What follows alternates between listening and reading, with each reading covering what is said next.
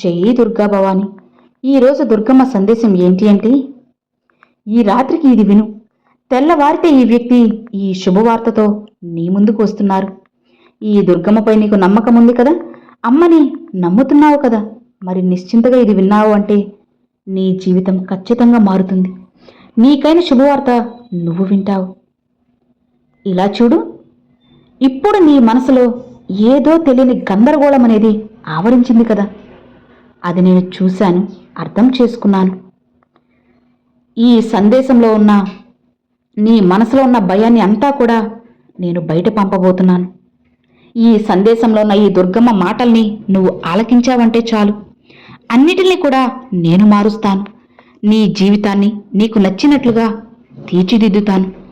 నీ జీవితంలో ఉన్న కష్టాలను, సమస్యలను అన్నిటినీ కూడా శాశ్వతంగా దూరం చేయబోతున్నాను. అంతేకాదు, ఈ రాత్రికి నన్ను నమ్మి నువ్వు ఇది వింటున్నావు కదా, తెల్లవారేసరికి చూడమ్మా, నువ్వు పొద్దున ఉదయం నిద్ర లేచేసరికి నువ్వు కోరుకుంటున్న ఒక శుభవార్త ఒక వ్యక్తి ద్వారా నీ దగ్గరికి పంపబోతున్నాను. నీ దగ్గరికి ఒక వ్యక్తి వస్తున్నారు. అతని ద్వారా నీ జీవితంలో ఒక మంచి మార్పు అనేది రాబోతుంది. అంటే అతను నీకు ఇచ్చే సలహాల ద్వారా నీ జీవితంలో ఒక మంచి మార్పు అనేది నువ్వు చూడబోతున్నావు. మరింతకు అసలు ఆ వ్యక్తి ఎవరు, ఆ వ్యక్తి ద్వారా నీకు ఎలాంటి శుభవార్తలు రాబోతున్నాయో, అలానే అతను నీకు ఎలాంటి సాయం అనేది చేయబోతున్నాడు అనేది పూర్తిగా తెలుసుకో. ఇలా చూడు, నీ దగ్గర ఎలాంటి ఆస్తులు లేవు. ఎక్కువగా కృషి చేసుకొని సంపాదించుకున్న ధనము, అది తప్ప నీ దగ్గర ఎలాంటి ఆస్తుపాస్తులు లేవు. అయితే అతి త్వరలో నువ్వు కోరుకున్న ధనం అనేది నీ దగ్గరికి చేరబోతుంది. నువ్వు చేసిన కష్టానికి ప్రతిఫలం అనేది నీకు అందించబోతున్నాను. నువ్వు పడ్డ బాధలు, కష్టాలు ఏవైతే ఉన్నాయో వాటన్నిటి నుండి కూడా నీకు విముక్తి లభించబోతుంది. ఖచ్చితంగా నువ్వు జీవితంలో అద్భుతమైన ఫలితాన్ని అయితే చూడబోతున్నావు. గొప్ప విషయాన్ని నీకు చెప్పాలని వచ్చాను. అశ్రద్ధ చూపకుండా ఈ దుర్గమ్మ చెప్పే మాటలను జాగ్రత్తగా వినుచాలు. ఆర్థికంగా నీవు ఒక మంచి విజయాన్ని సాధించబోతున్నావు. ముందు ముందు రోజుల్లో మంచి అవకాశాలు కూడా నీకు ఎక్కువగా రాబోతున్నాయి. నీ జీవితంలో ఇదివరకు ఎలాంటి ఫలితాలైతే రావాలి అని నీవు ఎదురు చూడాలని ఆశపడ్డావో అలాంటి ఫలితాలు నువ్వు చూడబోతున్నావు. ఒక రకంగా చెప్పాలి అంటే చక్రం తిప్పబోతున్నావు, రాజ్యమేలబోతున్నావు. నిన్ను అవమానించిన వ్యక్తుల ముందే నువ్వు తల ఎత్తుకొని గర్వంగా నిలబడే రోజులు నేను తీసుకురాబోతున్నాను. నీ ఆత్మవిశ్వాసాన్ని కోల్పోకుండా నిర్ణయాలు తీసుకోగలుగుతావు. ఇలా ఒక్కొక్కటి నీ యొక్క సహోపేతమైనటువంటి గొప్ప విషయమే. ఎందుకంటే నువ్వు జీవితంలో ఏదైనా సరే ఒక నిర్ణయం అనేది తీసుకోవాలంటే ధైర్యంగా ఉండాలి. ఆ భయం నీ లోపల ఉండేది కాదమ్మా. నీ తల్లి నీకు ఎప్పుడూ కూడా తోడుగా ఉంటుంది.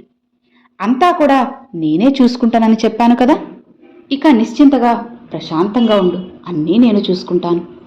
ఎలాంటి నిర్ణయం కూడా నువ్వు తీసుకుంటున్నావు అనేసి ఆ నిర్ణయాలు నీకు లాభాన్ని కానీ నష్టాన్ని కానీ ఎలాంటి ఫలితాన్ని అయినా సరే అందిస్తాయి. అవును, ఏ పేరునైనా కానీ అన్నీ కూడా నేను చూస్తూ ఉంటాను. గుర్తుపెట్టుకో, నీకు ఏదైనా సరే లాభం చేకూరుస్తుంది అంటే అది పొరపాటున కూడా ఎవ్వరికీ అస్సలు చెప్పకు. అలా చెప్పావు అంటే వాళ్ళు ఏదో ఒకలాగా అది నీ నుంచి దూరం చేయాలని చెప్పి శాశ్వతంగా కోరుకుంటారు. కాబట్టి ఏది కూడా ఎవరితోనూ పంచుకోకు. నీ కుటుంబం కోసమే చెప్పి సవాలు విసిరే విధంగా నీ జీవితానికి నీకు కావలసిన దానికి అన్నీ కూడా అన్ని రకాలుగా ఆత్మవిశ్వాసంతో ఇప్పటి వరకు నెట్టుకొచ్చావు. నలుగురితో గట్టిగా మాట్లాడావు. ఏదైనా సరే విషయాన్ని ముక్కుసూటిగా చెప్పాలి అన్న తత్వం నీది. మంచి చెడు అనే దాని గురించి కూడా అవగాహన కూడా నీకు బాగా ఇతర వ్యక్తులు కూడా కల్పించే శక్తి సామర్థ్యం నిండుగా ఉంది. మరీ ఇంత మంచి అంటే ఇలాంటి విషయాల్లో జ్ఞానం, తెలివితేటలు ఉన్న నీకు నీ యొక్క కుటుంబ విషయానికి వస్తే మాత్రం చిన్న పిల్లల్లాగా, పసి పిల్లల్లా మారిపోతున్నావు. నీ మైండ్ సెట్ అంతా కూడా నీ కుటుంబానికి ఏది ముఖ్యమో ఏది ముఖ్యం కాదో, అలానే వాళ్ళకి నేను ఏం అందించాలి, నా తల్లిదండ్రులు నన్ను కన్నారు, చక్కగా వాళ్ళ కళ్ళను నిజం చేయాలి, అవకాశాలు నేనుగా ఎలా పొందాలి అని చెప్పి వాళ్ళ యొక్క కలను నెరవేర్చేందుకు, వారు సంతోషంగా చూసుకునేందుకు అన్ని రకాల నీకు చేతనైన పనులు చేస్తున్నావు, కష్టపడుతున్నావు, అన్ని రకాలుగా సంతోషపెడుతున్నావు వాళ్ళని. ఇంకాస్త అధికంగా వారిని ఎలాంటి లోటు అనేది లేకుండా మంచి అభివృద్ధితో నీ జీవితాన్ని చూడాలి అని అనుకుంటున్నావు. ఇది అందరికీ, ప్రతి ఒక్కరి జీవితంలో సమానంగా కోరుకునే కోరికే. ప్రత్యేకించి నీకు మాత్రమే కాదమ్మా, అందరూ ఇదే అనుకుంటున్నారు. అయితే నీ జీవితంలో అన్నీ కూడా ఒకదాని తర్వాత ఒకటి సమస్యలన్నీ కూడా దాటుకుంటూ వచ్చావు. ఇప్పటి వరకు వచ్చి ఇక్కడ నిలబడ్డావు. అయితే ఇది వరకు సమస్యల కారణంగా, విభేదాల కారణంగా, మనస్పర్ధల కారణంగా కొన్ని బంధాలను కూడా కోల్పోయావు. తిరిగి మళ్ళీ వాళ్ళని కూడా దక్కించుకోవడంలో విఫలం చెందావు. అయితే ఇక అలా ఉండదు. మంచిగా నీ బంధాన్ని తిరిగి నీవు స్వాగతించు. నీ జీవితంలో అనేక రకాలుగా ఉండేటువంటి దరిద్రాన్ని అంతా కూడా తొలగించుకు. అది కూడా ఒక వ్యక్తి నీకు ఇచ్చే సలహా వల్ల, ఆ వ్యక్తి వలన తిరిగి నీ బంధాన్ని నీ జీవితంలోకి స్వాగతించబోతున్నావు. ఇది నిజం. ఏ బంధాన్నైతే నువ్వు అవమానించి అలానే వారిని అనేక రకాలుగా, అంటే నీలో ఉన్న అనుమానం, వీటితో నీ బంధాన్ని ఎప్పుడైతే కోల్పోయావో, వాళ్ళు తిరిగి ఆ బంధమే ఒక వ్యక్తి కారణంగా, వాళ్ళు ఇచ్చే సలహా కారణంగా నిజ నిజాలు తెలుసుకొని మళ్ళీ ఆ బంధం నీ జీవితంలోకి అడుగు పెట్టబోతున్నారు. ఇప్పుడు ఇక నీ జీవితంలో అద్భుతం సృష్టించబోతున్నాను. నీవు నాకు పరమ భక్తునివి, భక్తురాలివి కదా. అన్ని విధాలుగా కూడా మంచి ఆలోచన, పక్వం కలిగిన వాళ్ళవి నువ్వు. నీ బంధంలో మాత్రం ఒక బంధాన్ని నువ్వు దూరం చేసుకున్నావు. ఆ బంధం వల్ల ఇప్పటికే చాలా బాధపడి కుమిలిపోయావు. వాళ్ళని దూరం చేసుకున్న క్షణం నుండి అపార్థం చేసుకున్నావని చెప్పి ప్రతి నిమిషం నాతో చెప్తూ బాధపడ్డావు. అయితే ఏ బంధాన్నైతే దూరం చేసుకున్నావో ఆ బంధం తిరిగి మళ్ళీ నీ జీవితంలోకి వస్తుంది. కానీ మునుపటిలా కాకుండా అంత అధికంగా వారినైతే అర్థం చేసుకునే ప్రయత్నం చెయ్యి. అలానే వారు చేసే తప్పులన్నిటిని కూడా ఎత్తి చూపకుండా ఇక నుండి వారితో మంచిగా నడుచుకుంటే బాగుంటుంది. అవునమ్మా, జీరో నుండి కాకుండా హీరోగా ఎదిగావు కదా. ఇక నీ జీవితంలో ఉన్న అనుభవాలకి మాత్రం పూర్తిగా అనుమానాలన్నీ బయట వదిలేసి ఈ యొక్క సమయం అన్నీ కూడా నీ దగ్గర ఉన్నట్లుగా అనిపిస్తాయి.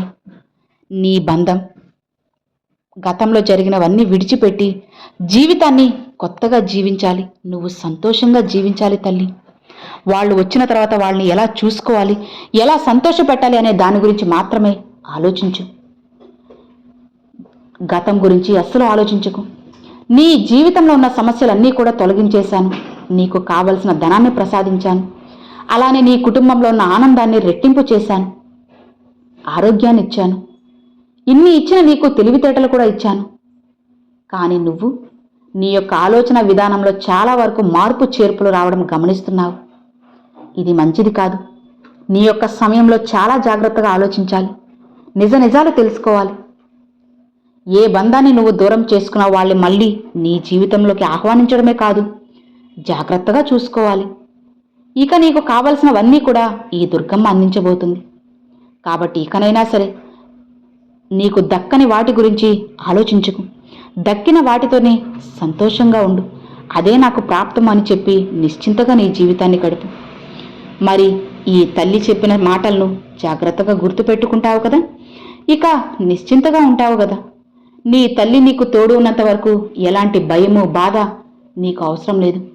హాయిగా ప్రశాంతంగా ఉండు అని దుర్గమ్మ ఈరోజు ఈ సందేశాన్ని పంపించారండి. సో విన్నారు కదండి, ఈరోజు దుర్గమ్మ పంపించిన ఈ మంచి సందేశం మీ అందరికీ ఎంతో కూడా నచ్చింది అని అనుకుంటున్నాను. నచ్చితే ఒక చిన్న లైక్ చేయండి, మరికొంతమంది అమ్మవారి భక్తులకు షేర్ చేయండి. ఫస్ట్గా మన ఛానల్ చూసారు సబ్స్క్రైబ్ చేసి సపోర్ట్ చేయండి ఫ్రెండ్స్. Thanks for watching. జై దుర్గా భవాని.